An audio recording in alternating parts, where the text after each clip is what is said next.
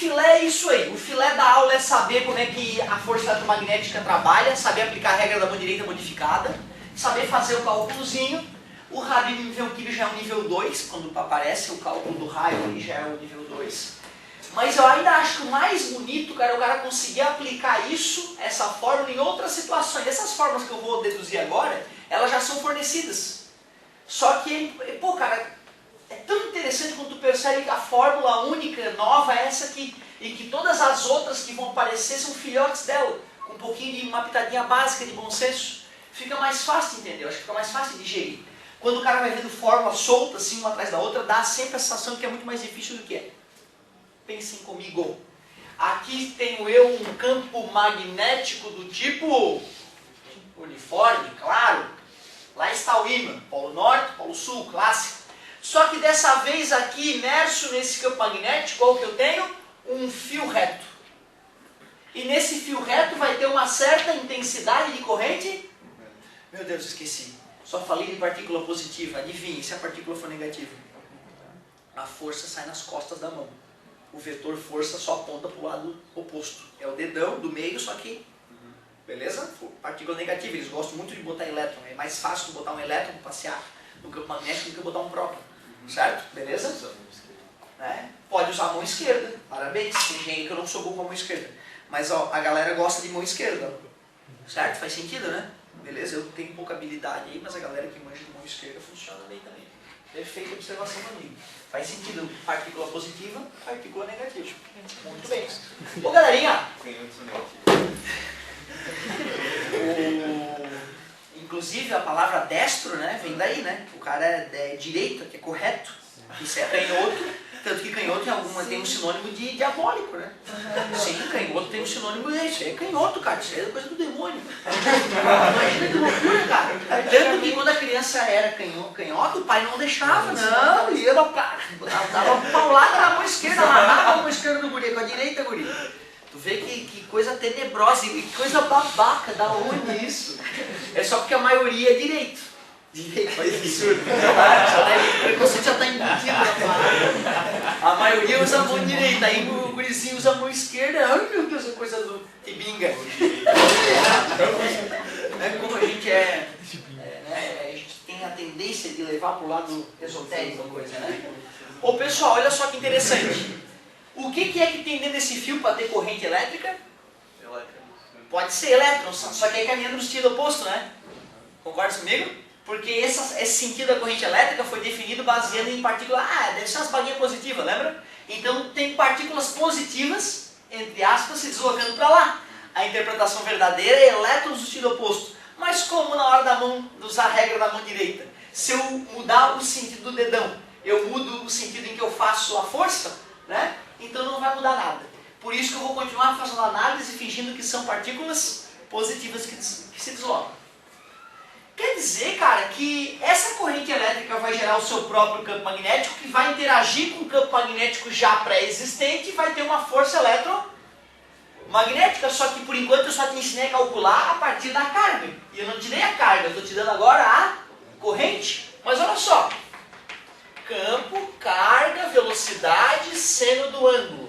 A carguinha está ali, ela vai ter a mesma velocidade da corrente, concorda comigo? Certo? Então o ângulo é o ângulo que a corrente vai fazer com o campo magnético. Ou seja, o ângulo é o ângulo do fio com o campo magnético. Não mudou nada por enquanto. Mas eu não tenho a carga. Como é que a partir da corrente eu obtenho carga? Alguém lembra a definição de corrente elétrica? É quase a ideia de velocidade. Só que não é distância, é carga.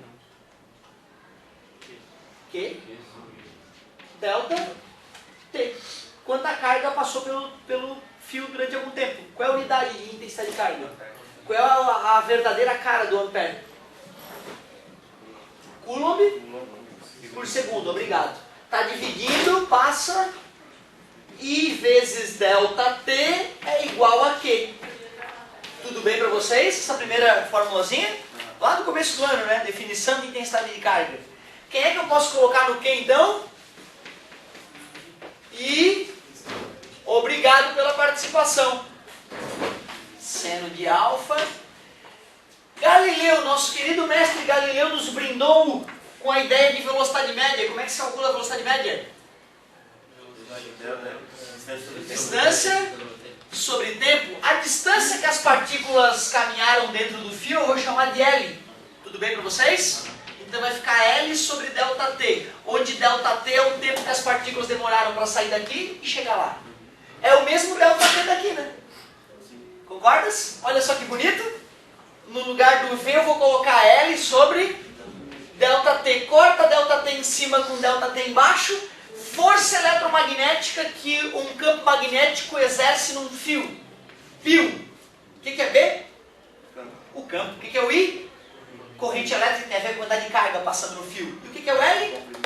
É o comprimento do fio imerso no campo, porque o fio continua. O fio continua, mas só essa parte L está imerso dentro da ação do ímã, do campo magnético. Tudo bem para vocês? E o seno continua, galera. Ó. Então o seno continua. Porém, se o fio estiver assim, dá 1, seno de 91. Certo? Aí a força é máxima, aí fica só 1000 mesmo. E se o fio estiver assim, nem faz conta, porque vai dar 0. Beleza? Nem faz conta, porque vai dar 0. Se eu quiser fazer um motor à base de ímã, meu ímã e o fio. Já te falei que o motor é feito de fio enrolado. Não é? Como é que o fio do motor vai ter que estar mergulhado no ímã do próprio motor? Assim, né? Porque se botar assim a força é 0, como é que vai fazer força? Como é que vai girar? Concorda comigo? Então tu vê, quando tu vai projetar um motor, tu só tem que pensar, cadê o ímã? Cadê as linhas de campo? Ah, tá assim. Cadê meu fio? Aqui. Onde é que eu vou botar meu fio? Ah, tá, vou botar assim, vai ficar perpendicular para ele empurrar e girar o motor com tudo. Certo? Foi assim que eu pensei. Eu mostrei já o motor que eu fiz. No final de semana? Não mostrei? Depois eu vou mostrar para vocês. O motorzinho que eu fiz. 15 minutinhos, fio esmaltado, os restos mortais da Feira de Ciência. Né? Dois cálice de vinho para deixar o cara mais empolgado e pronto. Saiu alto o motor, vou te mostrar, bem bonitinho. O bio, fio mergulhado em campo magnético, chama o bio. Acabou. Está resolvido. Mas peraí, um fio, quando passa corrente elétrica, não gera campo magnético em volta dele? Sim. E se eu botar outro fio do lado? Para um fio, o outro fio é um ímã. Concorda comigo? Então se dois fios estiverem um do lado do outro, com certeza um faz força no outro. E se a carga for diferente? Pode acontecer, né? De um passar uma corrente e do outro passar outra. Então as cargas automaticamente vão ser diferentes. Mas na nossa dedução isso vai ser levado em consideração. Então, para encerrar a aula de hoje e fazer exemplo, última situação. Primeiro nós vimos carga elétrica se movimentando em campo magnético. Depois nós vimos um fio mergulhado em campo magnético, que é a mesma coisa, na verdade, um fio, quando percorrido por corrente elétrica, tem cargas elétricas em movimento no seu interior. E aí então, pensando, ligando as pontas aqui, se eu tiver dois fios, um do lado do outro, um gera campo magnético sobre o outro, e quando passar corrente elétrica pelos dois, um vai atuar sobre o outro, gerando força eletromagnética. É a parte que está faltando a gente discutir, então. Duas fórmulas já em hoje, hein? Novas. B vezes Q vezes V vezes seno. O bio, derivada direta dela, só tivemos que usar a definição de carga elétrica e a definição de velocidade, para sair de uma e ir para outra. Como é que calcula, para onde é que aponta a força no fio? Mesma coisa. Mesma coisa. Quem vai ser o quê? Força, não pode esquecer. Quem é a velocidade agora? É o I, né? O I que foi a velocidade, né? É para onde as partículas estão indo. Que era o I, o dedão de sempre, lembra? Pega no fio com a mão direita. O dedão no sentido da corrente. É o I. É a carga agora. Tem a brincadeira da velocidade, mas tem a brincadeira de lembrar que é o I. É a corrente elétrica. Então quem sobrou de novo? O B, né? O campo magnético. Faz a posição da arminha e tem que ter contorcionismo nessas questões. Se na tua casa está fazendo essa questão e nunca fizesse isso aqui, não está preparado para o vestibular. E aí, se algum dia tu não se dificuldade de ajeitar a tua mão na figura, também não é normal. Porque sempre dá trabalho. Meu Deus, como é que eu vou deixar minha mão? Ah, você tem que pegar a apostila aí e girar a apostila para encaixar, entendeu? É porque outro quebra o pulso, outro gira a apostila. No vestibular é muito engraçado nesse dia, cara. No vestibular tá todo mundo assim. Todo mundo chega nas questões, né? 70% da galera chega meio junto nas questões. Vocês já perceberam isso? Né? Aí a galera daqui a pouco tá assim, tá todo torto, o cara tá torto também, tá todo mundo na mesma onda. Então tem que treinar. Tem que treinar, exatamente. Tem que dar uma treinada nessa brincadeira aí, esse molejo do pulso aqui. Pessoal, vamos finalizar então. Essa parte aqui é muito interessante, olha só, aí o cara começa a ver como a física toda está conectada. E como isso a gente estuda lá na faculdade de novo, cara. Tem gente que não aprende, né? Acreditar. Tem na faculdade. Então olha só. E também fica tranquilo, né? Tu vê que tu vai ter várias chances, se tu quiser se tornar um físico aí, de entender esses fenômenos. Vamos primeiro estudar assim, ó. Beleza? Então é o fio 1, é o fio 2, ambos percorridos com uma corrente genérica. Não estou dizendo quanto é, pode ser um mais, outro menos.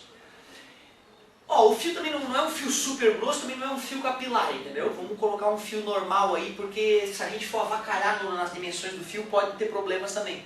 Então essas fórmulas são todas para dimensões razoáveis aí. Então olha só. Primeiro eu vou pensar o seguinte, esse fio está gerando campo magnético onde está aquele fio. Como é que eu calcularia esse campo magnético que esse fio gera no lugar do fio 2? Como é que se calcula mesmo? É a do 2π, né?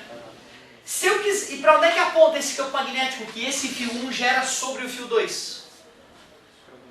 Para dentro do quadro, obrigado, a galera toda pegou no fio bonitinho, gostei de ver.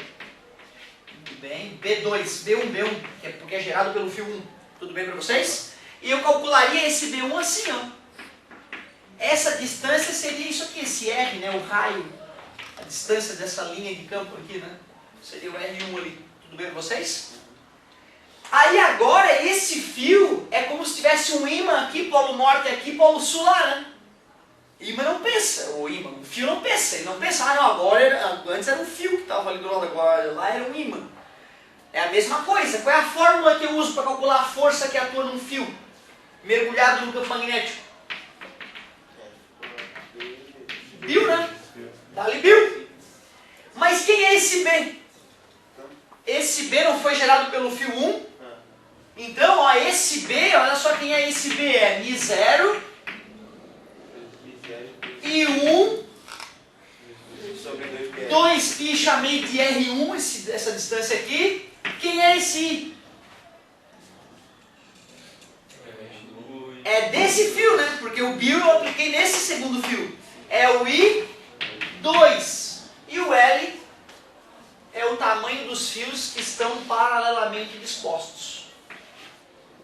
Só para ficar bonitinho, em vez de R, vou chamar de D, a distância entre os fios. O cara olha isso no formulário, parece uma fórmula nova. Meu Deus, mais uma fórmula. E não é. É a união de duas fórmulas simples. A fórmula que me permite calcular o campo magnético gerado por um fio e a fórmula que me permite calcular a força eletromagnética que um fio recebe quando está imerso em campo magnético.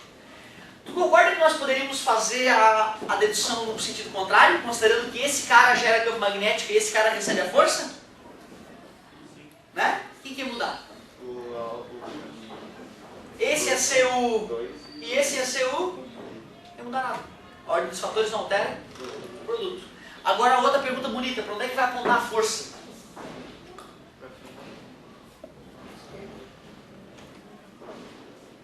Para a tua esquerda, parabéns. Dedão, campo magnético, a força. Esse fio vai ser empurrado para a esquerda. E esse? Pela terceira lei de Newton, né? Sem saber eletromagnetismo tem que ser para o outro lado. Mas vamos ver, né? Vamos garantir, né? Como é que eu faria o raciocínio para ver para onde esse fio é empurrado? Então vamos lá. Como é que o campo magnético do 2 faz no 1? Para onde é que aponta? Concordam? Para vocês? Aponta para fora, seria assim, né? Beleza? Esse aqui é o B2. Agora tu aplica a regra da direita modificada aqui. Corrente para cima. Campo magnético apontando para vocês. Olha a força. Né? Então, quando as correntes elétricas nos fios têm o mesmo sentido, a atração entre os fios, a força entre os fios é atrativa. Quer dizer que se eu botar uma corrente para baixo e outra para cima, os fios tendem a se repelir. Beleza? Então, tu vê, essa era a teoria para a aula de hoje. Cara, é coisa, hein, bicho? Corrente elétrica gera campo magnético. Então, se eu botar uma partícula carregada para passear no campo magnético, o campo magnético gerado por ela interage com o campo magnético já existente, força eletromagnética. Um fio com corrente elétrica está carregando carga elétrica dentro de si, Bill. Deduziu o Bill para vocês. Bota um fio próximo do outro. Um fio vai gerar campo magnético no outro. E aí vai ter força. Vai depender da corrente do 1, vai depender da corrente do 2, é claro. Vai depender da quantidade de fio que está próxima uma da outra. Como o campo magnético foi gerado por fio reto, 2πd, a distância entre os fios. Pá, é coisa, cara. E mais ainda a regra da mão direita modificada. E além disso, paralelo, MRU, perpendicular, MCU, oblíquo, helicoidal. Pá, é muita coisa. Só se a gente exercitar hoje à tarde, pra gente fixar de verdade. Não, mas tem uma questão de 2 fios e um campo magnético. 2 fios mais o campo magnético.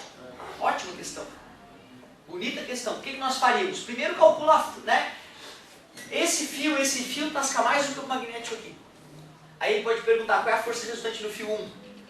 Usa essa fórmula para calcular a força que esse fio faz nesse. Pensa nela vetorialmente. Usa a fórmula do Bill para calcular a força que o campo magnético exerce também nesse fio. Desenha ela vetorialmente, faz a soma dos vetores. Podem dar perpendiculares, aí rola Pitágoras. Beleza? Então tu vê que bacana a tua pergunta. Muito bonita a pergunta. Parabéns. Dá para misturar tudo isso. Eu nunca vi esse tipo de questão ser pedida, mas por que não? Né? E é bacana tu pensar isso, sempre pensando. E não pode misturar dessa maneira e já te preparar. Eu agiria assim para sair dessa. Pode fazer um exemplo que tem que usar sistema para igual. Claro, claro. Vamos lá. Vamos pegar umas questões bonitas agora para a gente exemplificar.